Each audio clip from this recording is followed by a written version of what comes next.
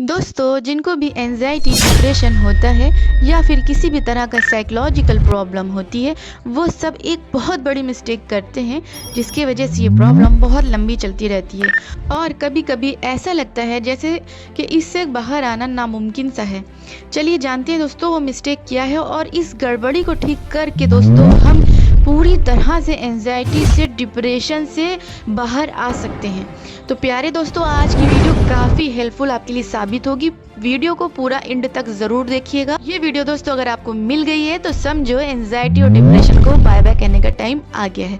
तो चलिए दोस्तों स्टार्ट करते हैं बिना किसी देरी के। अगर आपने चैनल को सब्सक्राइब नहीं किया है तो चैनल को सब्सक्राइब कर लें और वीडियो आपको ज़रूर पसंद आएगी लाइक कर दें और कॉमेंट करके ज़रूर बताएं कि आज की वीडियो आपको कैसी लगी। तो स्टार्ट करते हैं बिना किसी देरी के। तो दोस्तों, हम जिस दुनिया में रहते हैं उस बाहर की दुनिया की जो रियलिटी होती है उस रियलिटी से हमारे दिमाग के अंदर एक कहानी बनती है। अब ये कहानी हमारे अंदर की रियलिटी बन जाती है। अब इसी अंदर की रियलिटी से हमारे अंदर भावनाएं पैदा हो जाती हैं।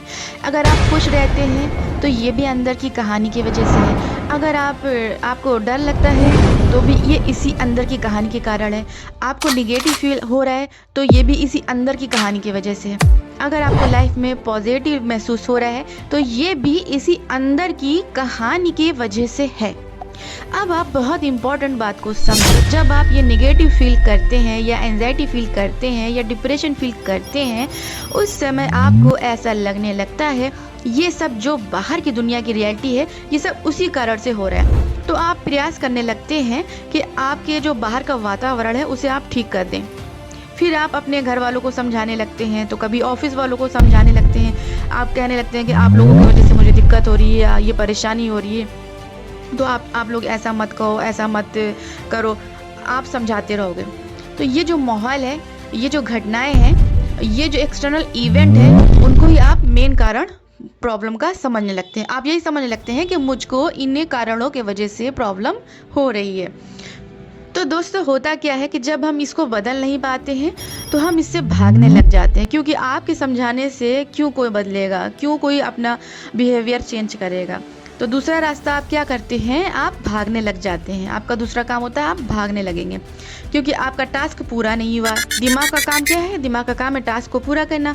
अब दिमाग कहेगा कि छोड़ो अब ऑफिस ही मत जाओ, वहाँ के लोग ऐसे हैं, उनकी वजह से एंजाइटी होती है। ऑफिस नहीं जाएंगे, घर नहीं जाएंगे, उनके घर नहीं जाएंगे, यहाँ नहीं जाएंगे, वहाँ नहीं जाएंगे। धीमे धीमे हम लोगों से दूरी बनाने लग जाते हैं और आपके अंदर एक बिलीव बन जाएगा ये कि ये एक्सटर्नल कारणों से ये प्रॉब्लम है। तो आपका ध्यान कभी अपने अंदर जो चल रही है कहानी उस पर जाता ही नहीं है।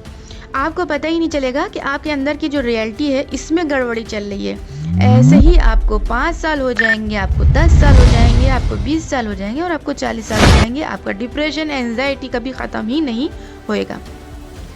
आप हमेशा खुद को ही सही समझते रहते हो, लेकिन अगर आप सही होते तो ये प्रॉब्लम इतना लंबा चलती ही नहीं। और जब तक आप भागते रहते हैं तब तक आप समझ ही नहीं पाते कि प्रॉब्लम आ कहाँ से रही है। बहुत से लोगों को जैसे कि फ्लैट के अंदर घबराहट होने लगती है, बहुत सारे लोगों को हॉस्पिटल में होती है। लेकिन आपने देखा होगा फ्लैट में बाकी लोग तो सब बहुत रिलैक्स होकर बैठे रहते हैं और हॉस्पिटल में भी बहुत लोगों को घबराहट नहीं होती, जबकि बहुत से लोगों को होती है।